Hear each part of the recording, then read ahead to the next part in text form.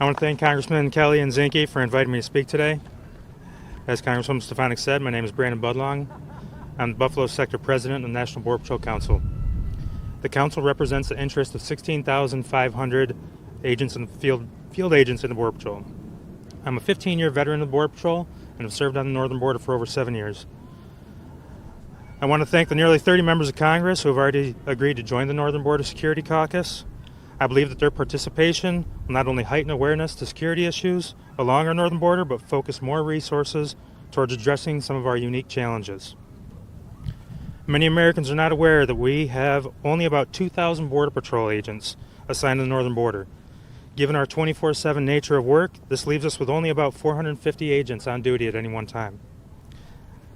The agents must cover a 5,500-mile land and water border that is well over twice the length of the border with Mexico. The northern border has some of the most rugged conditions you can imagine, and that does not make our work any easier.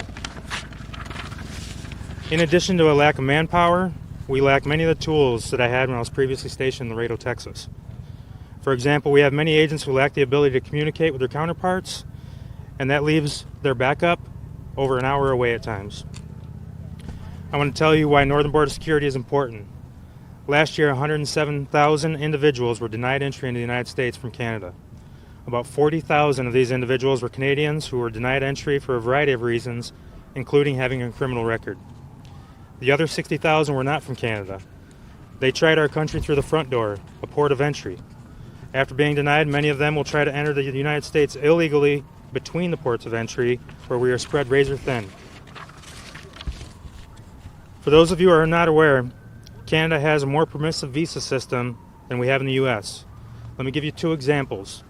First, Mexican citizens can travel to Canada without a visa. Mexican citizens can land in Toronto and illegally cross into my sector in Buffalo in a couple of hours. They don't have to contend with fencing, aerostats, and drones like we have along the southern border. They can just cross either on land or even more easily by boat on Lakes Erie and Ontario, if the weather is good. Second, the U.S. requires tourists or students from non-visa waiver countries, such as China or India, to submit extensive documentation. This includes being interviewed at a U.S. consulate before obtaining a visa. The Canadians generally do not require an in-person interview with the applicant. As a result, there's a greater likelihood of fraud.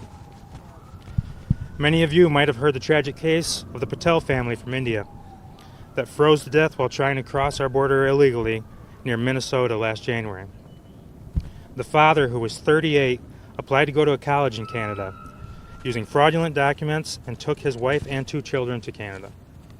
They never intended on staying in Canada and attempted to enter the U.S. within 2 weeks of arriving. They reportedly paid transnational gangs $80,000 to get to the U.S. and lost their lives in the process. Last year, Canada processed over 4.8 million visa applications. This is for a country of 38 million people.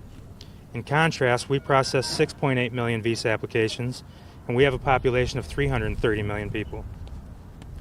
The vast majority of those visa applicants to Canada are good people who are visiting their family or on vacation. However, there are many that see entry into Canada as a gateway to the United States, given our more stringent visa standards. Canada is a sovereign country. They are free to determine who is eligible to enter their country, be granted asylum, or resettled as a refugee. They are also a partner, and I cannot say enough good things about our colleagues with the Royal Canadian Mounted Police and the Canadian Border Services Agency. However, we need to be aware of the fact that Canada's choices impact the United States and our security. We need to be aware that human smuggling is being orchestrated by transnational gangs who are making hundreds of millions of dollars in the process. We need to understand that illegal immigration follows the path of least resistance, and for many, that is the northern border.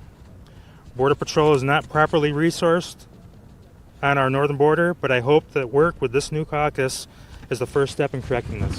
Thank you.